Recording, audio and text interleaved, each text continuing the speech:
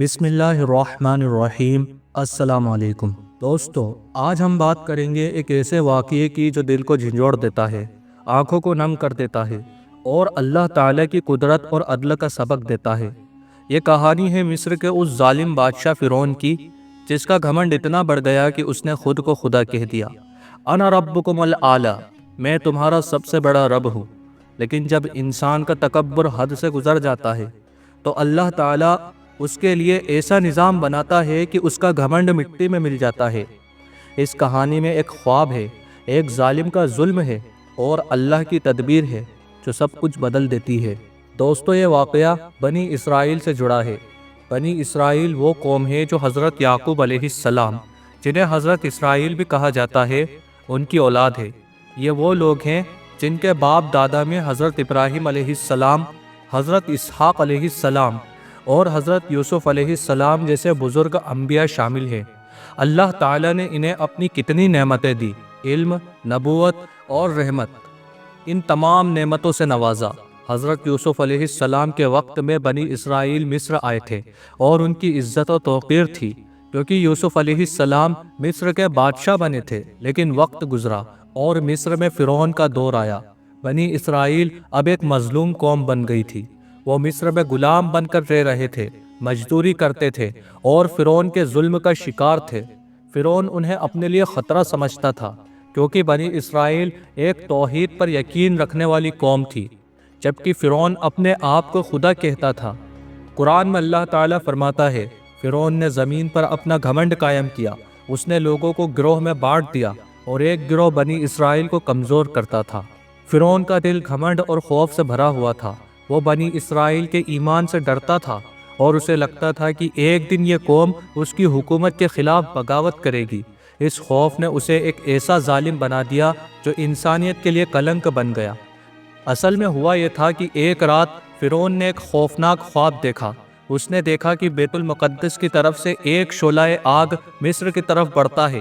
یہ آگ اس کے شاہی محلوں میں گھس جاتی ہے اور اس کے قبطی لوگوں یعنی مصر کے اصلی باشندوں کے گھر جلا کر راکھ کر دیتی ہے۔ لیکن بنی اسرائیل کے گھر اس آگ سے بالکل محفوظ رہتے ہیں۔ ان کے گھروں میں ایک خروچ بھی نہیں آتی ہے۔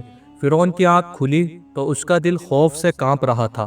صبح ہوتے ہی اس نے اپنے کاہن، جادوگروں اور خواب کے ماہر لوگوں کو بلایا۔ سب نے ایک ہی تعبیر بتائی اور فرعون سے کہا کہ اے فرعون، یہ خواب ایک بڑا خطرہ ہے۔ بنی اسرائیل میں ایک ایسا لڑکا پیدا ہوگا جو تیری حکومت کا خاتمہ کرے گا۔ تیرا تخت و تاج، تیری سلطنت، سب اس کے ہاتھوں تباہ ہو جائے گا۔ یہ سن کر فرعون کا غصہ اور خوف دونوں حد سے بڑھ گیا۔ اس نے سوچا، اگر ایک لڑکا میری حکومت کے لیے اتنا خطرناک ہے تو میں اس کے پیدا ہونے کا موقع ہی ختم کر دوں گا۔ اسی خوف نے اس کے ظلم کو اور بھی بڑھا دیا۔ اس نے اپنے حکم کو اور سخت کیا۔ ہر بنی اسرائیل کا لڑکا قتل کیا جائے گا، چاہے وہ ابھی پیدا ہوا ہو یا پیدا ہونے والا ہو۔ اس کے سپاہی گھر گھر تلاشی لیتے۔ جب کوئی لڑکا پیدا ہوتا تو اس کی ماں کے ہاتھوں سے چھین کر اس کی گردن پر تلوار چلائی جاتی۔ سوچئے، ایک ماں کے دل پر کیا گزرتی ہوگی جب اس کا معصوم بچہ اس کے سامنے قتل کیا جائے۔ ہر ہفتے ہزاروں معصوم بچوں کا خون مصر کی سرزمین پر بہہ رہا تھا۔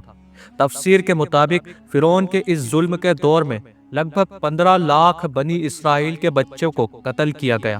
یہ وہ دور تھا جب ہر گھر میں ماتم تھا، ہر ماں کی آنکھوں میں آنسو تھا اور ہر باپ کے دل میں خوف و غم کا بوجھ تھا۔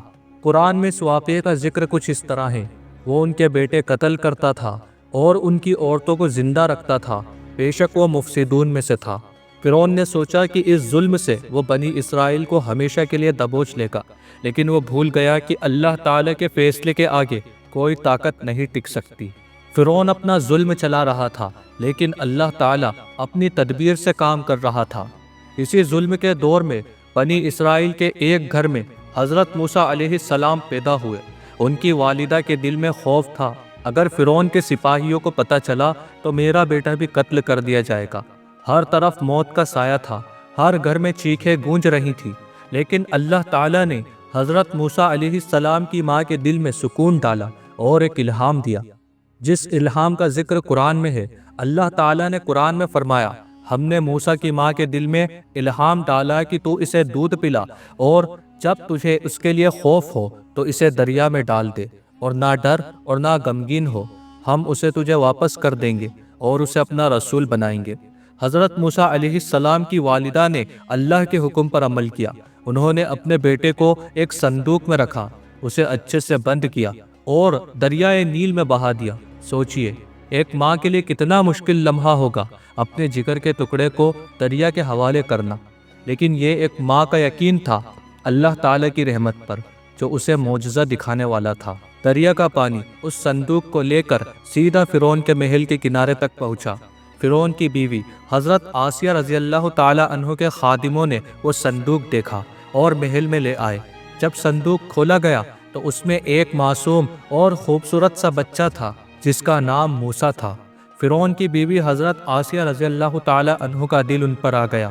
انہوں نے فرعون سے کہا، یہ میری اور تیری آنکھوں کی ٹھنڈک ہے، اسے نہ مار، شاید یہ ہمارے لیے نفع مند ہو یا ہم اسے اپنا بیٹا بنا لیں۔ سبحان اللہ! فرعون جو ہر بنی اسرائیل کے لڑکے کو قتل کر رہا تھا، اسی کے گھر میں اس کا دشمن پرورش پانے لگا۔ حضرت آسیہ رضی اللہ تعالی عنہا نے موسیٰ علیہ السلام کو اپنا بیٹا بنا لیا اور فرعون کے محل میں وہ پلنے لگے، جسے اللہ نے فرعون کی حکومت کے خاتمے کے لیے چنا تھا۔ اللہ کی تدبیر کا ایک اور کرشمہ دیکھو، موسیٰ علیہ السلام کسی اور کا دودھ نہیں پیتے تھے۔ فرعون کے محل میں کئی دائیاں بلائی گئیں، لیکن وہ ہر دائی کا دودھ چھوڑ دیتے۔ ادھر موسیٰ علیہ السلام کی والدہ کا دل بے چین تھا۔ اللہ تعالیٰ نے ان کی بہن کو الہام دیا کہ وہ محل جائے اور خبر لے۔ وہاں ان کی بہن نے کہا، میں تمہیں ایک ایسی عورت بتاتی ہوں جو اس بچے کو دودھ پلا سکتی ہے۔ اور کون تھی وہ عورت؟ موسیٰ علیہ السلام کی اپنی ماں۔ اللہ تعالیٰ نے انہیں اپنے بیٹے سے واپس ملا دیا۔ موسیٰ علیہ السلام کی ماں محل میں آئیں، انہیں دودھ پلایا اور اللہ تعالیٰ کے حکم سے ان کا دل سکون سے بھر گیا۔ یہ واقعہ صرف ایک کہانی نہیں ہے، بلکہ اللہ کی قدرت اور انصاف کا زندہ ثبوت ہے۔ اس میں ہم سب کے لیے بہت سے سبق ہیں۔ پہلا سبق یہ ہے کہ فرعون نے 15 لاکھ بچوں کو قتل کیا، ہر ہفتے ہزاروں معصوم کا خون بہایا، لیکن اللہ کے انصاف نے اس کی حکومت کو ختم کر دیا۔ ان بطش ربک لشدید، تیرے رب کی پکڑ بہت سخت ہے۔ دوسرا سبق یہ ہے کہ فرعون نے سوچا اس کا ظلم اس کی حکومت کو بچا لے گا، لیکن اللہ تعالیٰ نے اس کے دشمن کو اسی کے گھر میں پالا۔ کوئی طاقت اللہ کی تدبیر کے آگے نہیں ٹک سکتی۔ تیسرا سبق یہ ہے کہ موسیٰ علیہ السلام کی والدہ کا ایمان اور اللہ پر توکل نے معجزہ پیدا کیا۔ ایک ماں کی دعا ہر مشکل کو آسان کر سکتی ہے۔ اور چوتھا سبق یہ ہے کہ بنی اسرائیل نے ظلم سہا، لیکن ان کا ایمان اور صبر انہیں اللہ کی رحمت کا مستحق بنا۔ اللہ نے انہیں موسیٰ علیہ السلام کے روپ میں نجات دی۔ دوستو، فرعون کا گھمنڈ اس کی بربادی کا سبب بنا۔ جو اپنے آپ کو خدا سمجھتا ہے، اللہ تعالیٰ اسے زمین پر مٹی میں ملا دیتا ہے۔ آج بھی دنیا میں کئی فرعون ہیں، کوئی طاقت کے نشے میں، کوئی دولت کے گھمنڈ میں، کوئی مذہب یا قوم کے نام پر ظلم کرتا ہے، لیکن یاد رکھے اللہ تعالیٰ کا انصاف ہمیشہ مظلوم کے ساتھ ہوتا ہے۔ چاہے کتنا بھی وقت لگے، اللہ اپنے بندوں کو کبھی اکیلا نہیں چھوڑتا۔ اللہ تعالیٰ قرآن میں فرماتا ہے، اور ظالم لوگ جلد ہی جان لیں گے کہ ان کا ٹھکانہ کیسا ہے۔